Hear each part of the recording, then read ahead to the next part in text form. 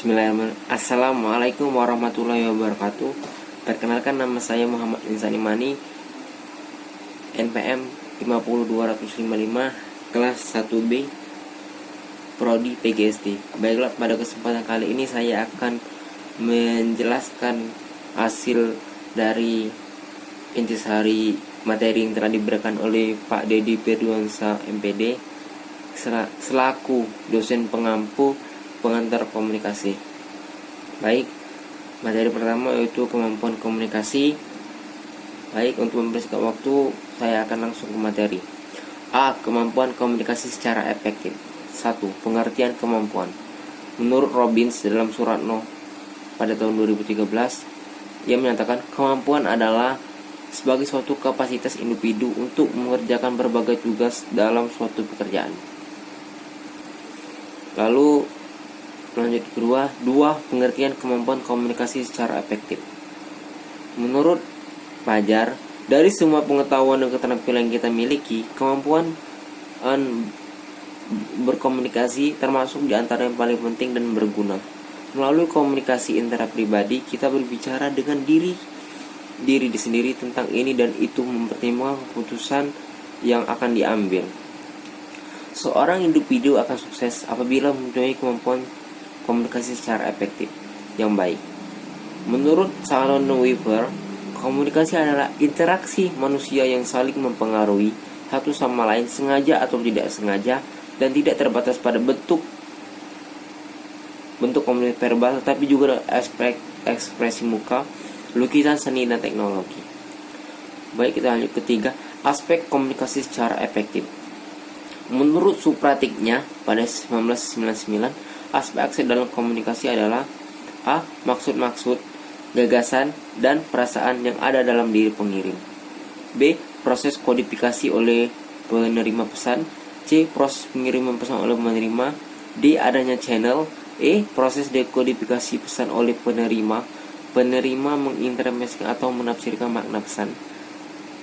F. Tanggapan batin oleh penerima terhadap hasil interpretasinya tentang makna pesan yang ditangkap. G. Kemungkinan adanya hambatan tertentu. Baik, kita lanjut ke 4. Kriteria kemampuan komunikasi secara efektif. Ada 5 kriteria dari kemampuan komunikasi yang efektif, yaitu yang pertama, A. Pemahaman. Arti pokok pemahaman adalah penerimaan yang cermat atas kandungan rangsangan seperti yang dimaksudkan oleh pengirim pesan. Artinya sama apa yang telah dikirim oleh pemberi pesan kepada penerima. Lalu kesenangan. Tidak semua komunikasi tunjuk untuk menyampaikan maksud tertentu. Ada juga yang hanya untuk mencari kesejahteraan bersama atau kesenangan. Mempengaruhi sikap. Tindakan mempengaruhi orang lain merupakan bagian dari kehidupan sehari-hari. Sebagai solusi, kita berusaha mempengaruhi sikap orang lain dan berusaha agar orang lain memahami ucapan kita. D. Memperbaiki hubungan. Sudah menjadi keyakinan bahwa bila seorang dapat memilih kata yang tepat, mempersiapkannya jauh sebelum dan mengumpulkan dengan tepat pula, maka hasil komunikasi yang sempurna dapat dipastikan. Namun keefektifan komunikasi secara keseluruhan masih memerlukan suasana psikologis yang positif dan penuh kepercayaan. E. Tindakan. Mendorong orang lain untuk melakukan tindakan sesuai dan dengan yang kita inginkan merupakan hasil paling sulit dalam dicapai dalam komunikasi. Baik, kita lanjut ke 5, yaitu faktor-faktor mempengaruhi komunikasi secara efektif. Faktor-faktor yang mempengaruhi komunikasi dalam pengukuhan diri menurut Depito pada 1997 mengungkapkan bahwa pengungkapan diri lebih banyak terjadi dalam kelompok kecil daripada kelompok besar. B. Perasaan menyukai akan mempengaruhi pembukaan diri seorang terhadap penentuan pilihan disukai ataupun dicintai. C. Bila kita melakukan pengungkapan diri secara otomatis, orang yang bersama kita akan melakukan juga pengungkapan diri sebagai efek diadik. D. Kompetisi di sini diartikan sebagai faktor mempengaruhi pengungkapan diri, karena orang yang lebih kompeten merasa diri, mereka mencari seperti diri dan banyak hal positif. Semua itu lebih dipakai sebagai pengungkapan dalam komunikasi. Lanjut. Adapun penjelasan dari kutipan dari faktor-faktor mengenai keberhasilan menggunakan bahasa lisan sangat ditentukan oleh baik A. Situasi. Situasi yang masuk adalah hal-hal yang menyangkut keadaan atau kondisi saat pembicara atau pencerahan sedang berlangsung. B. Ruang. Hal ini tentang tempat di mana sedang misalnya dalam ruangan, gedung, atau di lapangan. C. Waktu. Dimasukkan ke waktu di sini adalah di samping waktu yang sebenarnya, yaitu apakah pagi, siang, sore, atau malam juga. Isi materi apakah masih aktual atau sudah telah lampau. D. Tema. Sebuah tema sangat penting bagi arti dalam suatu pembicaraan, sehingga di dalam pembicaraan seorang pembicara dapat fokus atau terarah. Sangat jarang seorang pembicara hanya mengucapkan satu tema pembicaraan, sehingga di dalam pembicaraan tidak ngawur atau mengambang atau tidak make sense gitu. E. Isi atau materi. Isi pembicaraan hendaknya sesuai dengan tema yang telah dipersiapkan dengan mantap sebelumnya dan menarik minat pendengar. F. Teknik penyajian. Ini masukkan di sini digunakan dalam berbagai bicara, yaitu antara lain kemampuan menggunakan bahasa lisan dengan baik, ekspresi air muka yang menarik, misalnya tidak cemberut, tidak pucat, tidak merah, dan sebagainya. Stressing, yaitu kemampuan seorang pembicara untuk memberikan penekanan pada masalah-masalah inti atau penting di dalam pembicaraannya. Kemampuan memberikan prepressing, penyegaran dengan menyelipkan intermezzo atau selingan-selingan seperti gitu. Lalu kepribadian atau personality. Dalam hal ini masukkan adalah di samping daya pesona atau karismatik seseorang saja, juga meliputi nilai pribadi seseorang pembaca. 6. Kita masuk ke materi yang ke-6. Strategi dalam meningkatkan kemampuan komunikasi efektif. Setiap orang pasti pernah mengalami kesulitan berkomunikasi dengan siapa saja. Lalu, apa yang membuat kita meningkatkan kemampuan komunikasi efektif? Menurut Johnson dalam subpraktiknya 1999, ada beberapa kiat kemampuan dasar komunikasi misalnya sebagai berikut. A. Sadari mengapa keterampilan ini penting dikuasai dan bermanfaat. B. Pahami arti keterampilan berkomunikasi dan bentuk-bentuk perilaku komponen untuk mewujudkan keterampilan tersebut. C. Minta bantuan orang lain untuk memantau usaha kita serta memberikan evaluasi terhadap kemajuan atau kekurangan yang kita miliki. D. Keseluruhan latihan tersebut harus dibagi dalam bagi-bagi tertentu. Tujuannya agar bisa merasakan keberhasilan usaha yang telah dilakukan. Misalnya, berarti bangun, juga percaya diri, mengungkapkan percaya secara jelas semuanya. E. Akan sangat menolong bila ada teman sebagai lawan dalam proses berlatih. F. Mengkomunikasi dengan seluruh komponen tersebut terus-menerus dilatih dan dipraktikkan sampai akhirnya menjadi bagian dari sendiri-sendiri. Baik, kita lanjut ke B. Ini materi yang baik, kita ke materi kedua, itu pengertian prestasi belajar bahasa Indonesia. Pengertian belajar. Belajar adalah seperangkat kegiatan, terutama kegiatan mental, intelektual, mulai dari kegiatan pelajaran sampai kegiatan yang rumit.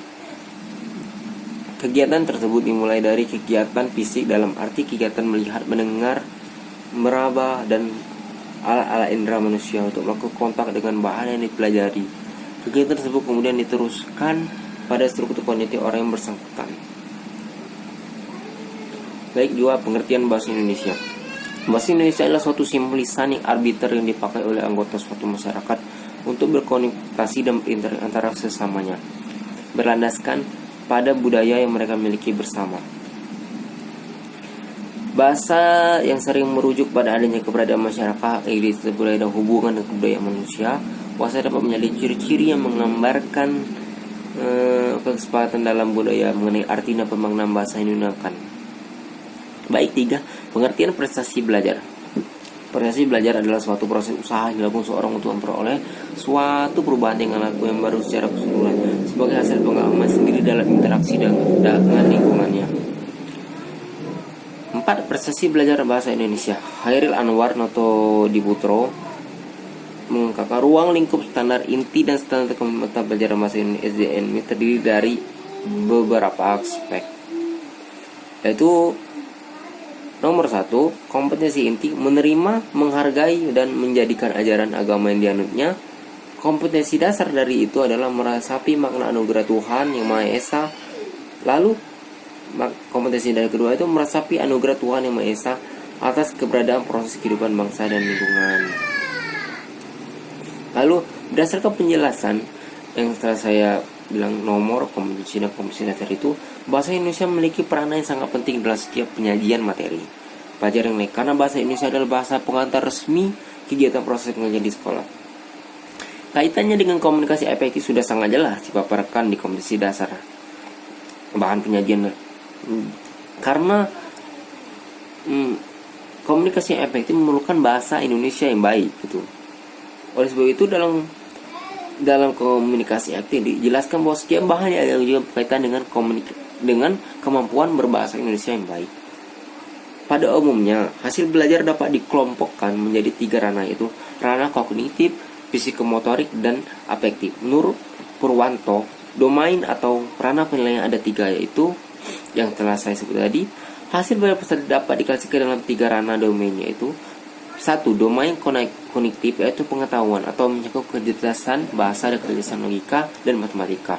2. Domain afektif, sikap dan nilai yang mencakup kecerdasan antar pribadi dan kecerdasan intra-pribadi. 3. Domain psikomotorik, ada beberapa faktor yang dapat digunakan oleh guru sebagai kriteria dalam penilaian ini, yaitu mampu memberikan atau tidak kecepatan, keaslian, dan kualitas. Kesimpulan dari pendapat itu adalah praktek lebih menekankan pada ranah psikomotorik dan pemahaman konsep lebih menekankan pada ranah kognitif. Namun kedua ranah tersebut mengandung ranah afektif gitu. Ranah kognitif biasanya ditujukan oleh oleh siswa melalui tes yang dilaksanakan di sekolah. C. Ini materi ketiga, yaitu kerangka pikir. Dalam penelitian ini, penulisan ingin membuktikan bahwa ada hubungan antara kemampuan kognitif dengan prestasi belajar bahasa Indonesia yang dicapai siswa. Dengan perkataan lain, kemampuan komunikasi efektif mempunyai hubungan dengan hasil belajar bahasa Indonesia. Penelitian ini berdasarkan pada kerangka berpikir sebagai berikut. Siswa memiliki motivasi yang kuat untuk berkomunikasi karena mereka menyadari bahwa komunikasi merupakan alat untuk membina hubungan, tetapi juga ada hambatan dalam melakukan tersebut, yaitu siswa kurang bisa mendengarkan dan mengomunikasikan secara jelas. Karena tidak terlatih, akibatnya siswa kurang mempunyai banyak teman untuk bergaul dan mengembangkan diri informasi-informasi yang ada. Kaitan kemampuan komunikasi efektif dengan prestasi belajar bahasa Indonesia sangat erat.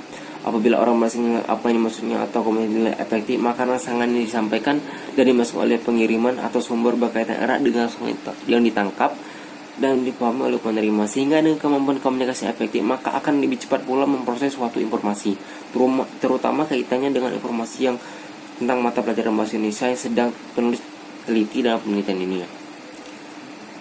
Kerangka pikir ada pada penelitian pada pola suatu alur pemikiran, itu konsep seperti: pertama, dari kegiatan belajar mengajar mengarah ke siswa kelas, contohnya siswa kelas 5, kriteria kemampuan komunikasi efektif yaitu pemahaman, kesenangan, mempengaruhi sikap, memperbaiki hubungan, tindakan. Lalu turun lagi kemampuan komunikasi. Kemampuan komunikasi itu terhubung dengan prestasi belajar, menghasilkan hubungan antara kemampuan komunikasi efektif dengan prestasi belajar bahasa Indonesia siswa kelas 5. Baik, ke terakhir atau D, hipotesis. Menurut Roni, hipotesis adalah dugaan sementara atau jawaban sementara atas permasalahan penelitian di mana memerlukan data untuk menguji kebenaran. Dugaan ini harus disahkan atas suatu atau pemikiran dari buku-buku tersebut. Berdasarkan dari anggapan dan setelah dilakukan dalam penelitian, maka dalam hal ini penelitian mengajukan suatu hipotesis, yaitu adanya hubungan antara kemampuan komunikasi efektif dengan prestasi belajar siswa sekaligus berhubungan dengan antara hubungan komunikasi efektif dengan prestasi belajar. Baik, sekian penjelasan dari saya. Mohon maaf bila ada salah kata atau apapun yang tidak menyenangkan. Saya akhiri. Wassalamualaikum warahmatullahi wabarakatuh.